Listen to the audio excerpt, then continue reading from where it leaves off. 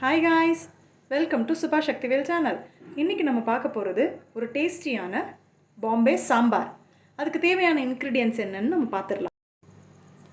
பெரிய வெங்காயம் 2, 4 பழுத்த தக்காளி, கொஞ்சம் கடுகு, கொஞ்சம் ஜீரகம், கொஞ்சம் மஞ்சத்தூள், ஒரு சின்ன ஸ்பூன் அளவுக்கு மஞ்சத்தூள், ஒரு சின்ன ஸ்பூன் அளவுக்கு மிளகாத்தூள், கொஞ்சம் பெருங்காயம், கொஞ்சோண்டு கருவேப்பிலை, நிறைய கொத்தமல்லி, அதுக்கப்புறம் ஒரு 2 பெரிய ஸ்பூன் அளவுக்கு கடலை மாவு. வாங்க எப்படி செய்யலான்னு பார்க்கலாம். அடுப்பு பற்ற வச்சு கடாய் வச்சுட்டு ஒரு 2 ஸ்பூன் அளவுக்கு எண்ணெய் ஊற்றிடலாம். எண்ணெய் காஞ்சதுக்கப்புறமா எண்ணெய் காஞ்சிருச்சு, நம்ம கடுகு சேர்த்துடலாம்.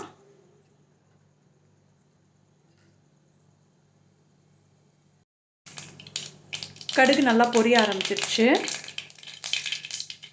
இதில் நம்ம ஜீரகத்தை சேர்த்துடலாம். ஜீரகமும் நல்லா பொரியுது. இப்போ நம்ம நறுக்கி வச்சுருந்த பெரிய வெங்காயத்தை சேர்த்துடலாம்.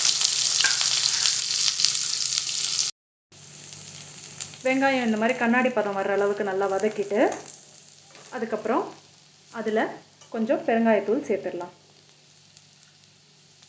அதுக்கப்புறமா கொஞ்சமாக கருவேப்பிலை,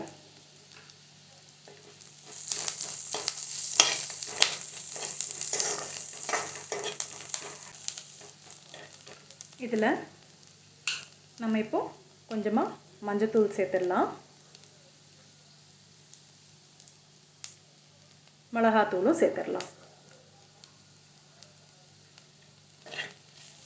நல்லா வதக்கி விட்டுக்கலாம்.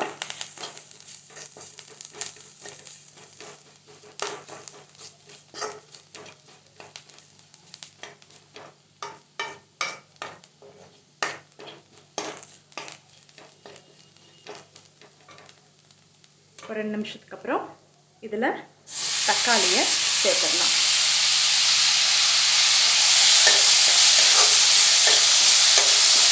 இதில் தேவையான அளவு உப்பு சேர்த்துடலாம்.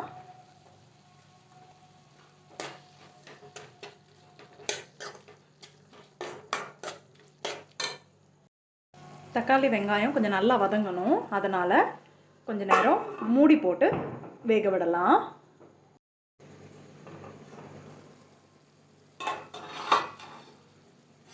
நல்லா தக்காளி வெங்காயம் நல்லா சாஃப்ட் ஆகிடுச்சு. இந்த அளவுக்கு ஆனதுக்கப்புறமா இதில் ஒரு 2 பெரிய கிளாஸ் அளவுக்கு தண்ணியை சேர்த்துடலாம்.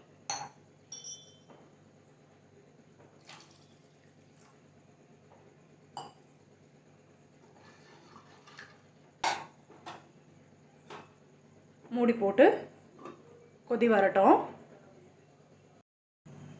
அது கொதி வர்றதுக்குள்ளே நம்ம எடுத்து வச்சுருந்த இந்த கடலை மாவில் கொஞ்சமாக தண்ணி சேர்த்து கரைச்சி வச்சுக்கலாம்.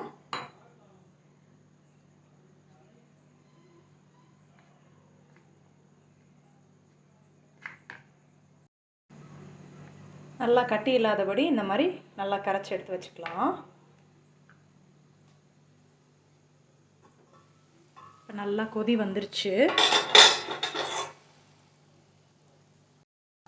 இப்போ கொஞ்சம் மீடியம் ஃப்ளேமில் வச்சுட்டு நல்லா அந்த கரைச்சி வச்ச கடலை மாவை நல்லா கிளறி விட்டுக்கிட்டே ஊற்றுங்க, இல்லைன்னா கட்டி விழுந்துடும்.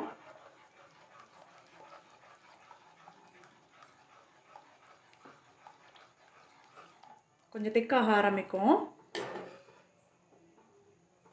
நல்லா ஃபுல்லாக கலந்ததுக்கப்புறமா கொஞ்ச நேரம் மூடி வச்சு வேக விடலாம்.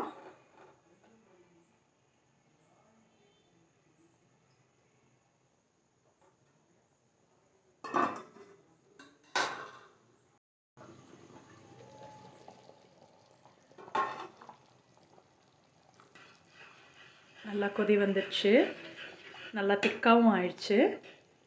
நம்ம ஊற்றின அந்த கடலை மாவோட பச்சை வாடை போனதுக்கப்புறமா உங்களுக்கு இன்கேஸ் குழம்பு கொஞ்சம் திக்காக இருந்தது அப்படின்னா நீங்கள் கொஞ்சம் தண்ணி எக்ஸ்ட்ரா ஆட் பண்ணிக்கலாம். உப்பு காரம் எல்லாம் வேணும்னா கடலை மாவு சேர்க்கறதுக்கு முன்னாடியே உப்பு காரம் உங்களுக்கு டேஸ்ட் பண்ணி பார்த்துட்டு தேவைன்னா எக்ஸ்ட்ரா ஆட் பண்ணிக்கோங்க. நல்லா கொதி வந்துடுச்சு. இப்போ இதில் நம்ம எடுத்து வச்சுருந்த கொத்தமல்லி நிறைய சேருங்க. கொத்தமல்லி நிறைய சேர்த்தானா தான் இதுக்கு நல்லா டேஸ்ட் கொடுக்கும்.